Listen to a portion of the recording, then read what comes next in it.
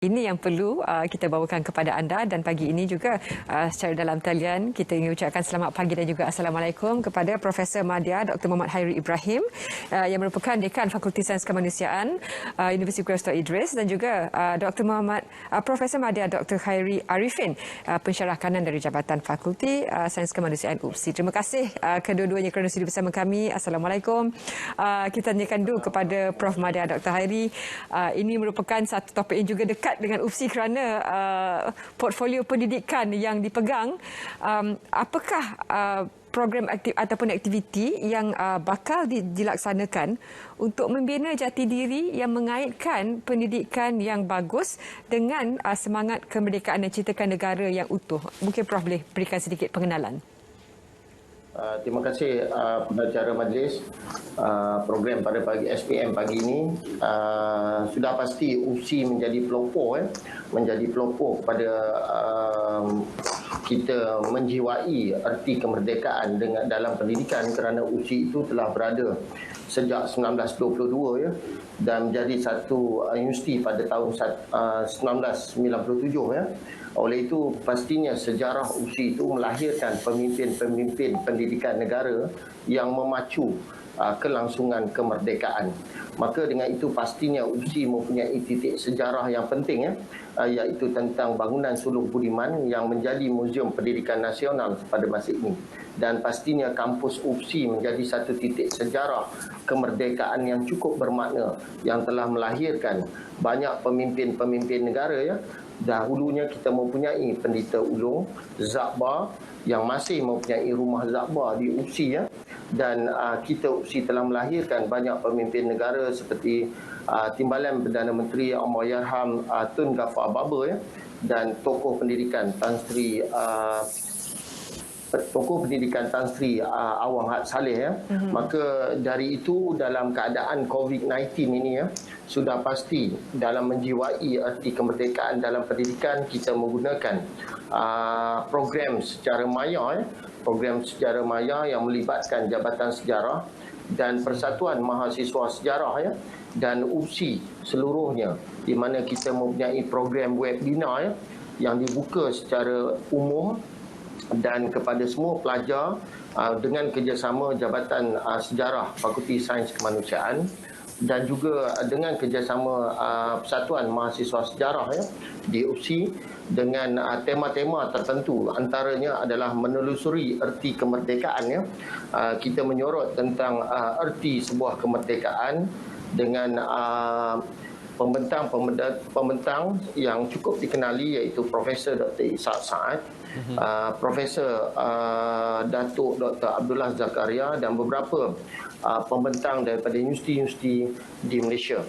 Selain itu, dalam menuju erti kemerdekaan dalam pendidikan ini, kita juga akan membincangkan tentang bagaimana sebuah universiti pendidikan Sultan Idris ini bermula dengan SITC, IPSI, MPSI dan UPSI menjadi satu era kemerdekaan.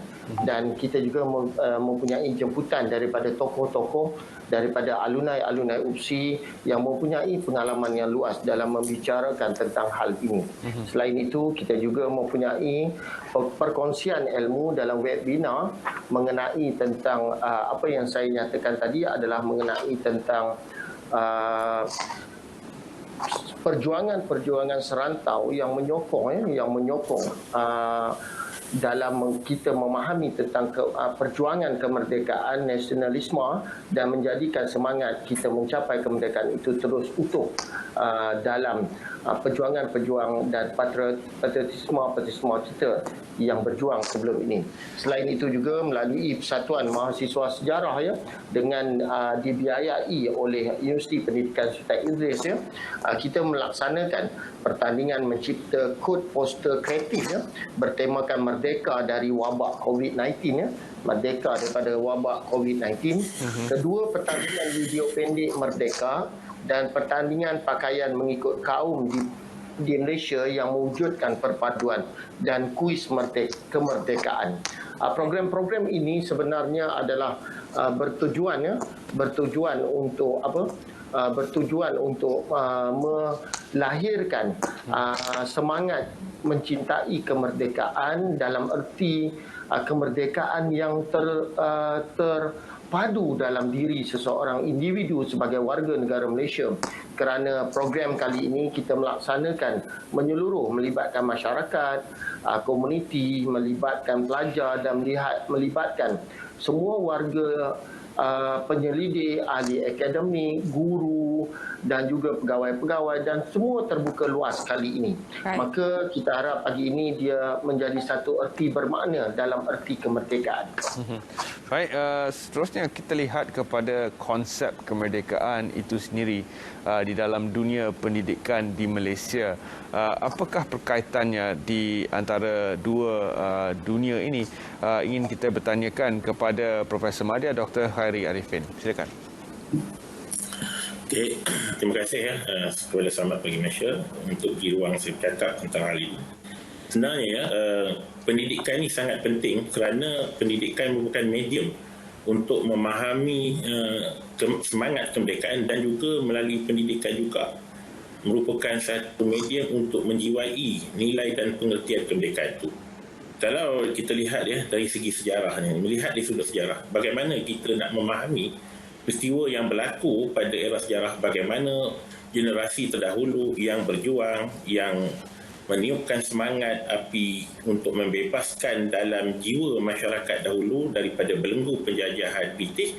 Kita lihat pendidikan merupakan satu alat. Kerana kita lihat dengan penubuhan sekolah Melayu, penubuhan Kolej Perguruan Sultan Idris dahulu, seperti yang kita kenali sebagai SITC, dan sekarang menjadi Universiti Pendidikan Sultan Idris, memang berperanan besar. Kita tidak juga nafikan medium pendidikan ada juga pusat latihan perguruan lain seperti Mata Perguruan Taiping, Mata Perguruan Melayu Melaka, Mata Perguruan Kota Baru. Tetapi kita lihat dominannya peranan Kolej Universiti, Kolej Perguruan Sultan Idris pada era kolonial telah berjaya melahirkan para pendidik dan pelajar-pelajar yang membawa kepada kesedaran pada masyarakat Melayu di seluruh tanah Melayu.